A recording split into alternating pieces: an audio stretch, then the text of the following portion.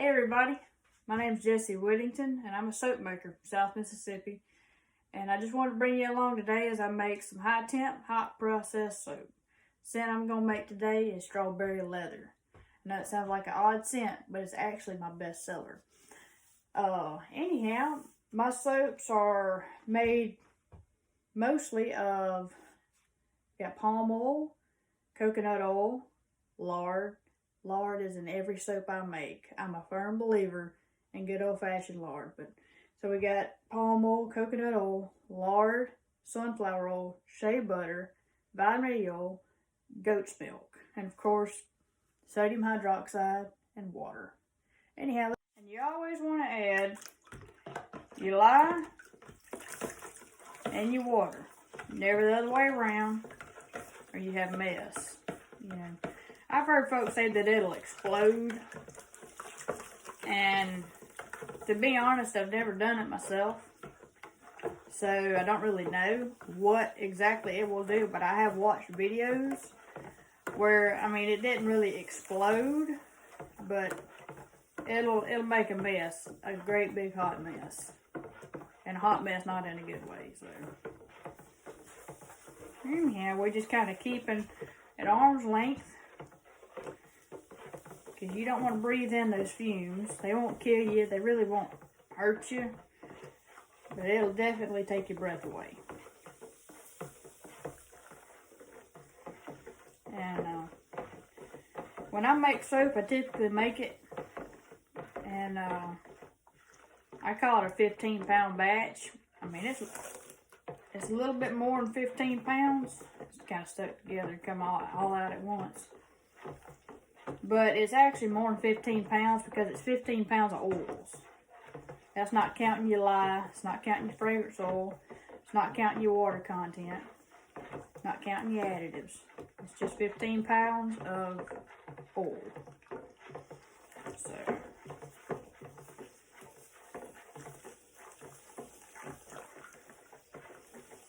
anyhow, we're about to get it all incorporated here. We'll take a temperature here in just a minute. Not that I'm real fussy over temperatures. I am a little bit, because when you make hot processed soap, you got to be a little, be a little fussy over temperatures. But just to let y'all know how hot it is.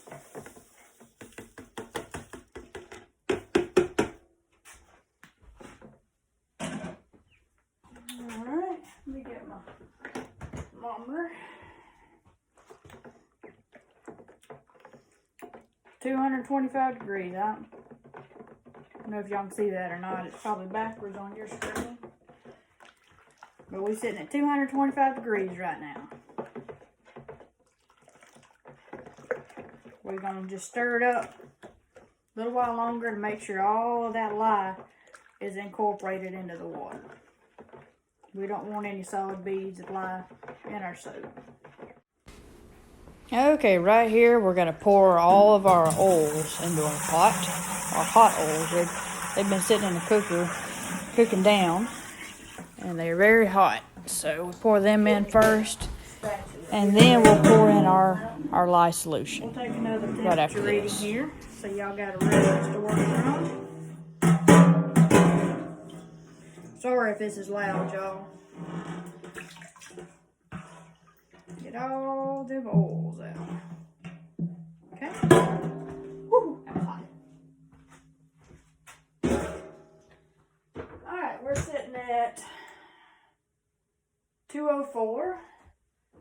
We're going to go ahead and pour our lye solution in.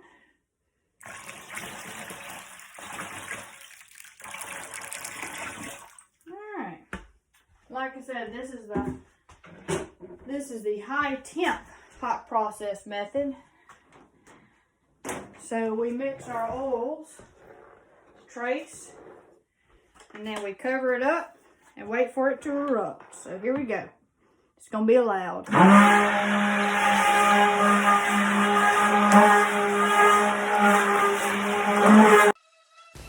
Okay, I sped this process up right here because, it's just monotonous. I'm just stick blending until it comes to trace. But what trace is where the oils mixed with the lye solution come together to form a pudding-like consistency. You've got a light trace, a medium trace, to a, sure enough, heavy trace. What I'm looking for here is a medium to heavy trace, because with the high temp hot process method, the heavier your trace, the quicker it'll cook most of the time. So anyhow, we just mixing and mixing and mixing until we get to a trace, to a medium trace.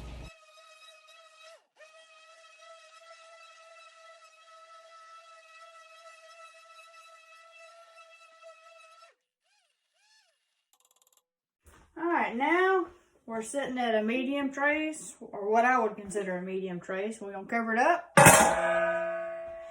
and let it come to a little erupt.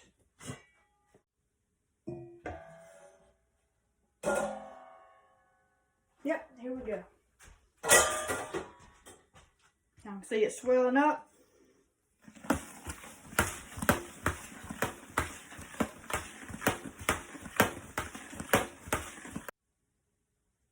We're going to put a lid on it.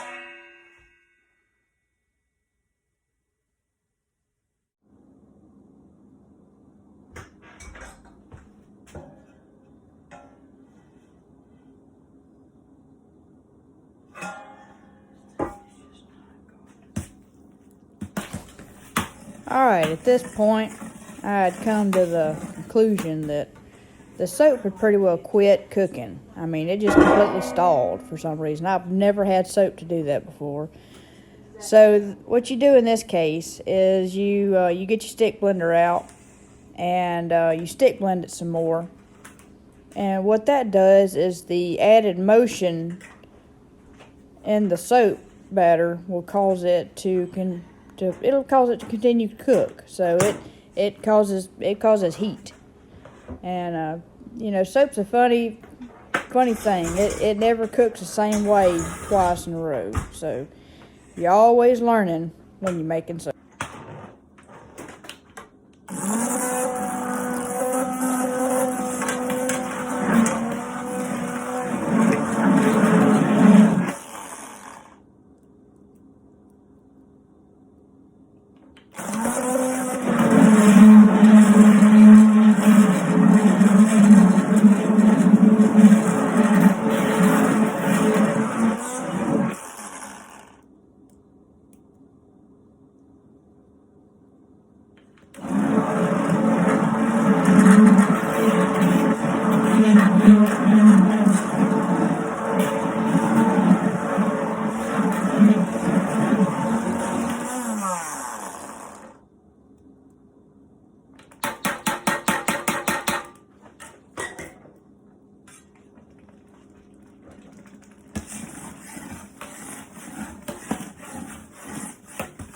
Alright, ladies and gentlemen, now we got soap.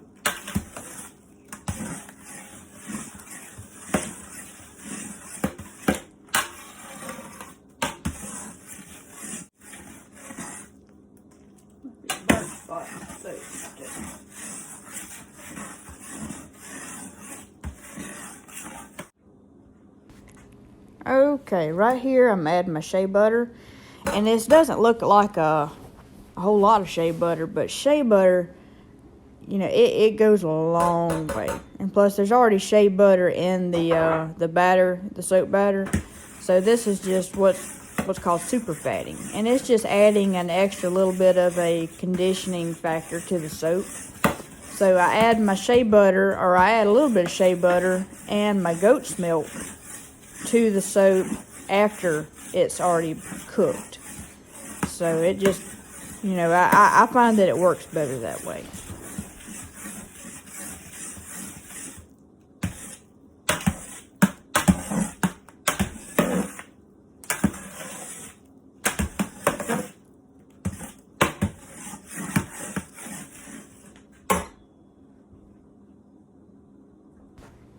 Okay, right here I'm adding my goat's milk.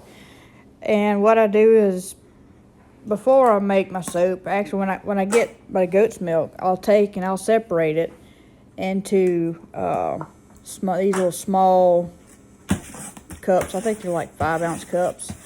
And I freeze it ahead of time, so that keeps it from burning in the soap. You know, it keeps it from scorching. And right here we're adding our fragrance oil. And like I said, this is the strawberry leather, and it's a mixture of leather saddlebags, wild strawberry, and vanilla. So it's got a really good earthy smell that's just got a little touch of sweetness to it. Getting all that fragrance oil out, because we ain't letting none of that go down the drain.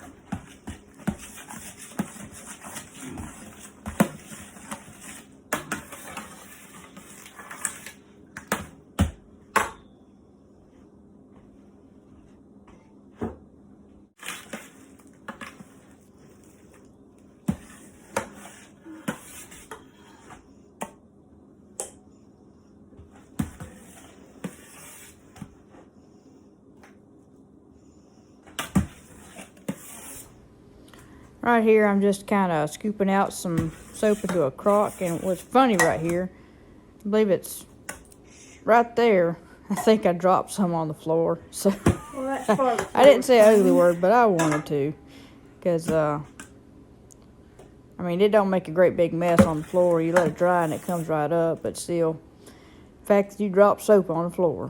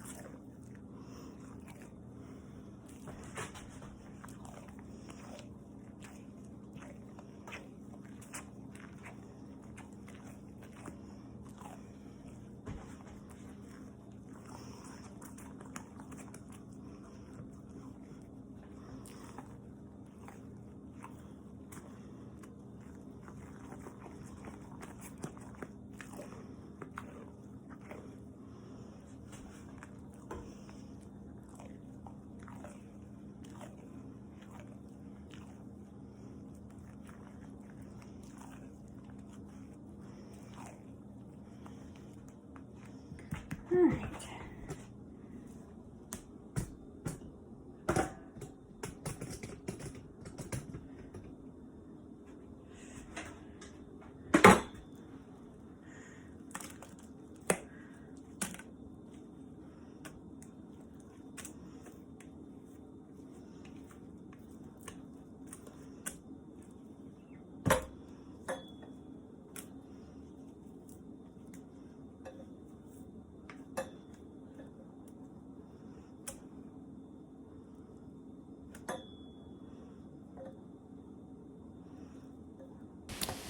Okay, when you make hot processed soap, you can't really do what's called a pot swirl because it just doesn't work. So what I'm doing here is I just add my colors together in a pot and I stir them together, but I don't stir them to the point to where they are fully combined. I just stir them together to where they've got a neat swirl. So that's, you know, really kind of how I do a hot processed pot swirl. Is I put both of my soap colors in a pot and I stir them up to make my swirl. So, which, you know, if you did a cold processed pot swirl, you would just pour, you know, 1 or 2 different soap batters into your main color pot, and it makes a cool, you know, pot swirl. But so this is how you do a hot processed soap pot swirl.